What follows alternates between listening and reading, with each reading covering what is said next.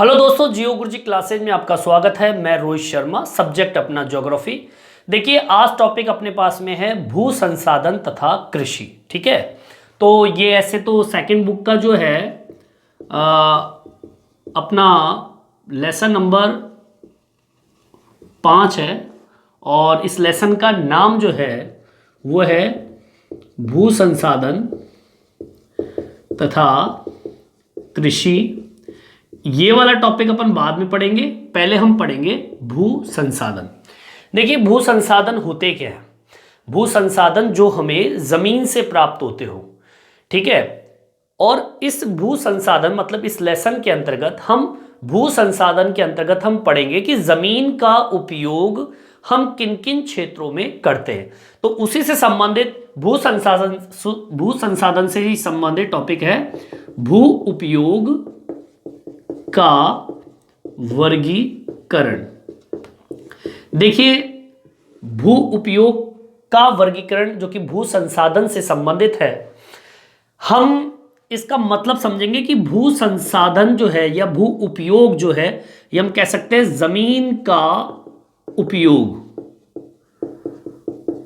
का वर्गीकरण हम किन किन क्षेत्रों में करते हैं, कि हम जमीन का उपयोग कहां कहां पर करते हैं, या भू उपयोग अर्थात जमीन का उपयोग किन किन क्षेत्रों में हो रहा है, उस आधार पर हम भू उपयोग का वर्गीकरण करेंगे।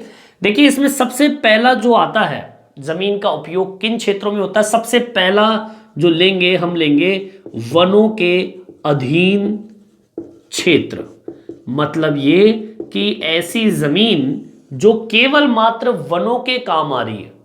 अब इसमें होता क्या है कि सरकार जो होती है, जो हमारी भारत सरकार है, राज्य सरकारें होती है, ये सरकारें एक अपने अनुसार वन क्षेत्रों का सीमांकन करती है। और सीमांकन करने का कारण क्या है? वनों का विकास करना। जिस राज्य के अंदर वनों में बढ़ोतरी हो सके, मतलब जिस कारण से वनों में क्या हो सके, बढ़ोतरी हो सके, जिसकी वजह से उन क्षेत्रों को, मतलब जिन क्षेत्रों को वनों के अधीन करना है, उसका क्या कर देते हैं, वो सीमांकन कर देते हैं। मतलब वो जमीन जो है वो किसके अधीन हो गई? वनों के अधीन क्षेत्र हो गया। ठीक है, तो इसमें हम कैसे लिखेंगे? हम लिखेंगे सरकार व राज्य सरकार, या केंद्र सरकार मान लीजिए, केंद्र सरकार व राज्य सरकार, क्या लिखेंगे? केंद्र सरकार व राज्य सरकार के द्वारा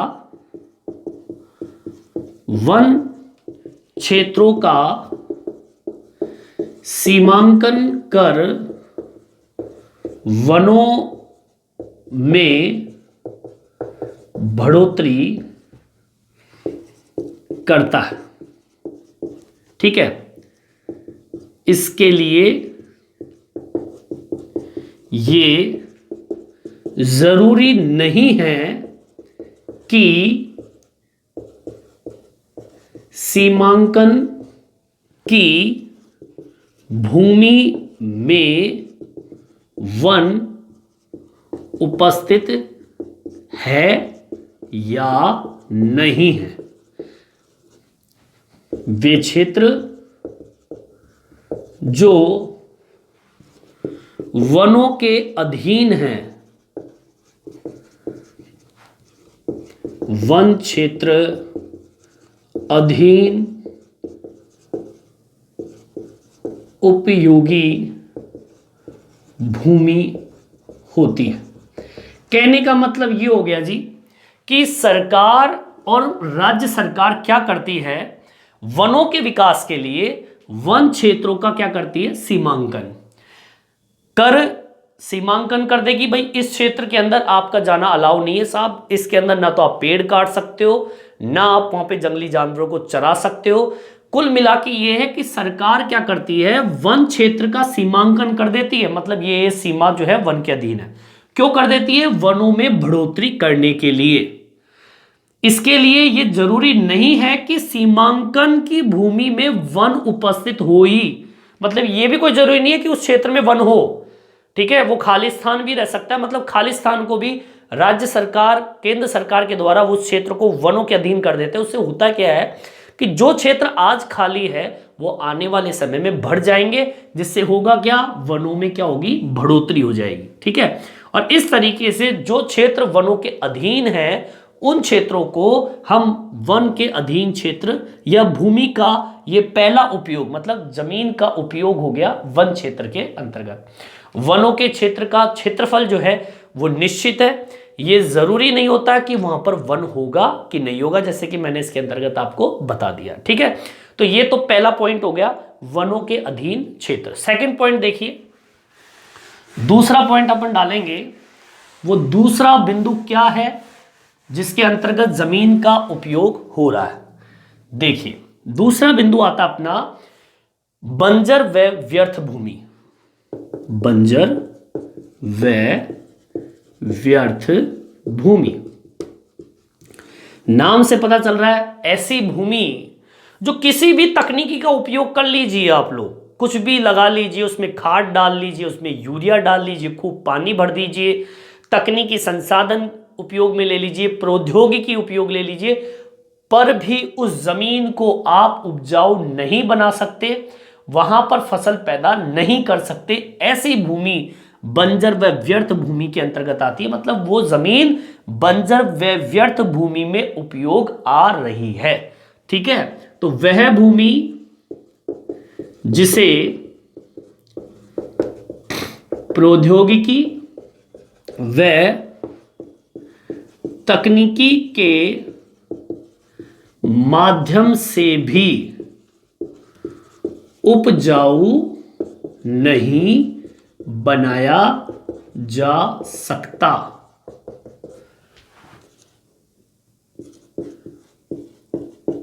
ऐसी भूमि को बंजर व व्यर्थ भूमि कहते हैं। मतलब अब ये जमीन जो है वो उपयोगी किस में आ रही है, बंजर और व्यर्थ भूमि में, मतलब कोई उपयोगी नहीं है, बस वैसे ही पड़ी रहेगी। ठीक है, तो मतलब उपयोग तो आ रही है, बंजर है। अब ऐसे क्षेत्र कौन से हैं, सोचिए, ऐसे क्षेत्र आपको मिलेंगे बंजर पहाड़ी। बंजर आपको पहाड़ी क्षेत्रों में ऐसे मिलेंगे, मरुस्थल क्षेत्र में आपको ऐसी स्थिति देखने को मिल जाएगी। इसके अलावा अपने नदी खंड वाले जो भाग होते हैं वहां पर भी ऐसी भूमि आपको देखने को मिलेगी। तीसरे नंबर पे आता है गैर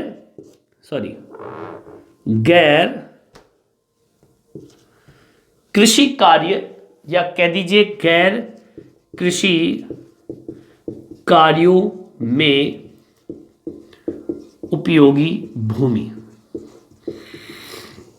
देखिए गैर कृषि का मतलब क्या होता है, गैर कृषि का मतलब होता है जहां पर कृषि पैदा नहीं की जा सकती।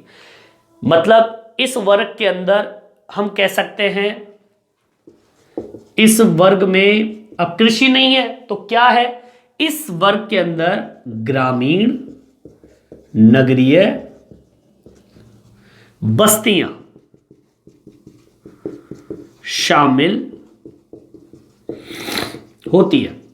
इसके अलावा बड़े बड़े भवन, अस्पताल, ठीक है, इसके अलावा आपकी सड़कें, ठीक है, और इसके अलावा आपका जो भी आपको नजर आता है जो कि सिटी के अंदर होता है, दुकान हो सकती है, उद्योग धंधे हो सकते हैं, इन क्षेत्रों में भूमि का उपयोग होता है। कहने का मतलब है गैर कृषि कार्यों में उपयोगी भूमि वो भूमि होती है जिसके अंदर ग्रामीण व नगरीय बस्तियां शामिल हो, जिसके अंतर्गत आपकी सड़कें हो, दुकान हो, स्कूल हो, हॉस्पिटल हो, उद्योग धंधे हो। कहने का मतलब ये हो गया कि द्वितीय व तृतीय क्रिया शामिल हो। जहां पर ये दोनों क्रियाएं मौजूद है वो भूमि जो है वो गैर कृषि कार्यों में उपयोगी भूमि कहलाएगी। ठीक है, चलिए आगे की ओर बढ़ते हैं अपन। चौथे नंबर पे आता है अपना कौन सा, चौथे नंबर पे टॉपिक आएगा अपना स्थायी चरागाह क्षेत्र। अब ये भी भूमि का उपयोग हो रहा है जहां पर स्थायी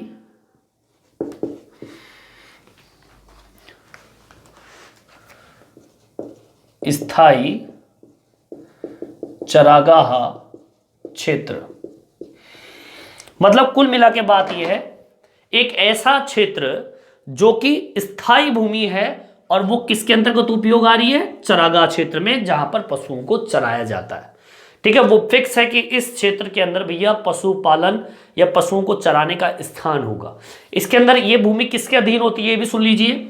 यह भूमि आपके जो ग्राम पंचायत होती है, ठीक है, कौन सा क्षेत्र, ग्राम पंचायत, ठीक है, वह सरकार के अधीन ये क्षेत्र होते हैं। मतलब स्थायी चरागाह क्षेत्र गवर्नमेंट की प्रॉपर्टी होती है एक तरीके से, और इसके ऊपर ग्राम पंचायत और सरकार का इसके ऊपर क्या होता है, अधिकार होता है। इसमें केवल एक छोटा सा भाग, इसमें एक छोटा भाग पर निजी स्वामित्व होता है, जहां पशुओं को चराने की व्यवस्था होती है, जहां सभी लोगों का क्या होता है, अधिकार होता है। कुल मिला के बात यह है कि ये चरागाह क्षेत्र ग्राम पंचायत और सरकार के अधीन होते हैं। इसमें एक छोटा सा भाग जो है वो निजी स्वामित्व में होता है। ग्राम पंचायत अधिकार वाली जो भूमि होती है, अब ये ग्राम पंचायत वाली जो भूमि है ना, ये वाली, ये ग्राम पंचायत वाली भूमि जो होती है, ग्राम पंचायत वाली भूमि को हम क्या कहेंगे, साझा संपत्ति संसाधन। मतलब एक ऐसी संपत्ति जिसपे सभी लोगों का क्या हो, अधिकार हो, सभी लोग वहां पर पशुओं को चरा सकते हैं, इसलिए ये साझा संपत्ति संसाधन होता है। इसलिए तो मैंने कहा एक ऐसा चरागाह क्षेत्र जहां पर कोई भी व्यक्ति अपने पशुओं को ले जाकर चरा सकता है। शर्त ये कि उसमें अनुमति भी लेनी पड़ती है, पर ये एक तरीके से ग्राम पंचायत के अधीन होती है।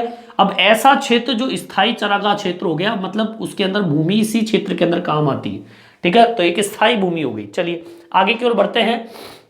अगला बिंदु आता है विविध तरु फसल, या हम कह सकते हैं जितने भी फल फूल जो उगते हैं जहां पर, वो भूमि इसके अंतर्गत उपयोगी होगी। 5वें नंबर का बिंदु है, टॉपिक डालेंगे अपन विविध। ठीक है, विविध मतलब कई तरह के तरु फसल हम कह सकते हैं, जिसके अंतर्गत फल फूल या कह दीजिए वह उपवन, कह दीजिए उपवनों के अंतर्गत भूमि, मतलब जहां पर क्या पैदा किया जाए, जहां पर इस वर्ग के अंदर वह भूमि शामिल होती है जिसके अंदर उद्यान और फलदार वृक्ष लगाए जाते हो। ठीक है, इस वर्ग में वह भूमि शामिल है जिस पर फल उद्यान लगाए जाते हो। ठीक है, मतलब जमीन का उपयोग हो रहा है और वो भूमि किसके अंतर्गत, फल उद्यान के अंतर्गत वो जमीन का उपयोग हो रहा है, इसलिए इसको हम विविध तरु फसल उपवन के अंतर्गत उपयोग आने वाली भूमि कहेंगे। और इस भूमि पर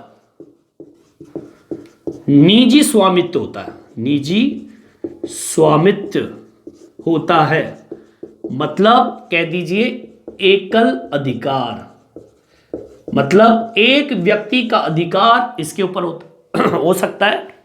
ठीक है, जैसे मेरा कोई क्षेत्र है, मैं बाग उगा रखा है मैंने, मेरा अधिकार होगा, पर जमीन का उपयोग हो रहा है किसके अंतर्गत, फल फूल और उद्यान उगाने में इन जमीन का उपयोग होता है। ठीक है, अगला पॉइंट डालेंगे छठा, कृषि योग्य व्यर्थ भूमि। ठीक है, छठा पॉइंट डाल लिए, कृषि योग्य व्यर्थ भूमि। देखिए, कृषि योग्य है पर व्यर्थ भूमि है वह भूमि जो पिछले 5 साल तक या उससे अधिक समय तक कृषि रहित रही हो, परंतु तकनीकी के माध्यम से उसे कृषि योग्य बनाया जा सके। ठीक है, तो हम इसको कैसे लिखेंगे, देखिए, वह भूमि, ठीक है, वह भूमि जो पिछले 5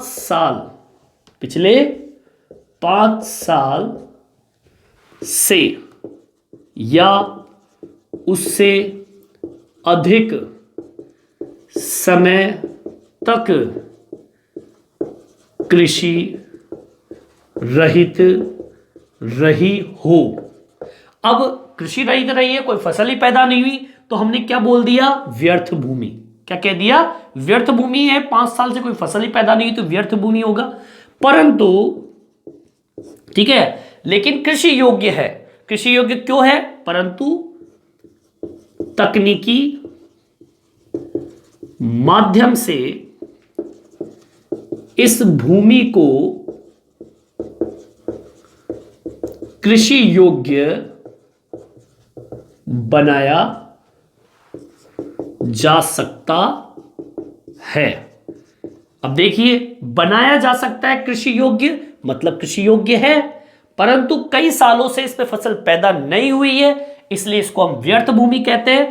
परंतु हम तकनीकी के माध्यम से इसे कृषि योग्य बना सकते हैं, इसलिए ये कृषि योग्य है। तो कृषि योग्य व्यर्थ भूमि, इस उपयोग में ये जमीन आ रही है। ठीक है, चलिए 7वां बिंदु डाल लेते हैं इसके नीचे, वर्तमान प्रतिभूमि। वर्तमान प्रतिभूमि, देखिए ये कौन सी भूमि है जो इसमें उपयोग आ रही है। देखिए, वह भूमि जो एक कृषि वर्ष या उससे भी कम समय तक कृषि रहित रही हो। ठीक है, वह भूमि जो एक कृषि वर्ष या उससे भी कम समय तक कृषि रहित रही हो, मतलब 1 साल या 1 साल से भी कम समय तक वो क्षेत्र कृषि के बिना रहा हो, वर्तमान प्रतिभूमि कहलाती है। वर्तमान प्रतिभूमि कहते हैं। मतलब ये हो गया कि भैया 1 साल या फिर 1 साल से भी कम समय, मतलब 8 महीने, 7 महीने, 6 महीने तक कृषि पैदा नहीं हुई हो, उसे हम वर्तमान प्रतिभूमि कहेंगे। भूमि की गुणवत्ता बनाए रखने के लिए इसमें भूमि की गुणवत्ता बनाए रखने के लिए उर्वरकता, पौष्टिक खाद का उपयोग इसके अंतर्गत करते हैं, या हम कह सकते हैं प्राकृतिक जो खाद होता है उसका उपयोग इसमें हम करते हैं। ठीक है, तभी तो ये उपयोगी रहेगी। और हमारे पास जो जमीन है वो यही है। वर्तमान प्रतिभूमि के अंतर्गत हम साल भर तक तो खाली रखते नहीं है, 2, 4, 5, 6 महीने तक रखते हैं। ठीक है, साल भर तो मिनिमम होता है, बहुत कम रियल चांस होता है कि हम 1 साल तक जमीन को खाली छोड़ दें। तो वह भूमि जो एक कृषि वर्ष या उससे भी कम समय के लिए कृषि रहित रहे, वर्तमान प्रतिभूमि रहेगी। और उसे उर्वरक बनाने के लिए उसे पौष्टिक खाद उसमें देते रहेंगे, तो वो जमीन बढ़िया तरीके से चलती रहेगी। अगला पॉइंट डाल लीजिए 8वां, पुरातन प्रतिभूमि। देखिए 8वां बिंदु डालेंगे अपन, पुरातन प्रतिभूमि। देखिए पुरातन प्रतिभूमि कौन सी होती है, यह कृषि योग्य भूमि जो कि 1 वर्ष से अधिक लेकिन 5 वर्षों से कम समय तक कृषि रहित रहे। दोबारा सुनिए, यह कृषि योग्य भूमि, ठीक है, कौन सी भूमि है ये? कृषि योग्य भूमि है जो 1 वर्ष, ठीक है, कितने वर्ष? 1 वर्ष से अधिक, ठीक है, 1 वर्ष से तो अधिक हो लेकिन 5 वर्षों से क्या हो? कम। 1 वर्ष से अधिक, 5 वर्षों से कम समय तक कृषि रहित रही हो, पुरातन पड़ती भूमि कहलाती है। मतलब 1 वर्ष से तो अधिक हो, 5 वर्ष से कम हो, ऐसी भूमि पुरातन पड़ती भूमि कहलाएगी। अगर कोई भूमि 5 वर्षों से अधिक समय तक अगर कृषि रहित रह जाए, ठीक है, अगर मैं इसी पॉइंट को आगे बढ़ाऊं, मैं यहां पे कह रहा हूं 5 वर्षों से कम समय तक भूमि रहे जब तो पुरातन में चली जाएगी।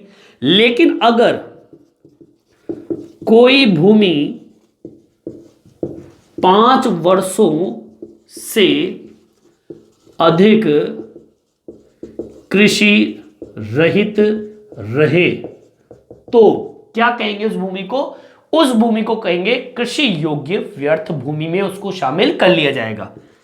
कृषि योग्य व्यर्थ भूमि में उसे शामिल कर लिया जाएगा। ठीक है, चलिए अगला पॉइंट है 9वां, निवल बोया क्षेत्र या भूमि। देखिए, निवल बोया गया क्षेत्र या भूमि कौन सी होती है? सरल, जो हम पैदा करते हैं वह भूमि जिस पर फसल को उगाते हैं और काट दिया जाता है, वह भूमि जिस पर फसल उगाई जाती है, वह फसल को काट ली जाती है। मतलब उगाओ और काटो, जैसे कि सरसों है, गेहूं है, चावल है, भैया पैदा हुई, पकने के बाद में उसे काट लिया जाता है। तो ऐसी भूमि जो होता है वो निवल बोया गया क्षेत्र की श्रेणी के अंतर्गत आता है। तो इसमें भी जमीन का उपयोग होता है। तो इस प्रकार से आज मैंने आपको भू उपयोग का वर्गीकरण करके बताया कि भू उपयोग अर्थात जमीन का उपयोग किन किन क्षेत्रों में हो रहा है, उस आधार पर भू का, जमीन का उपयोग का वर्गीकरण करके मैंने आज आपको इसके बारे में बताया। इस वीडियो में इतना ही। ये वीडियो आपको कैसा लगा मेरे कमेंट्स बॉक्स में डाल के जरूर बताएं और मेरे इस चैनल को सब्सक्राइब करें। इस वीडियो में इतना ही, धन्यवाद।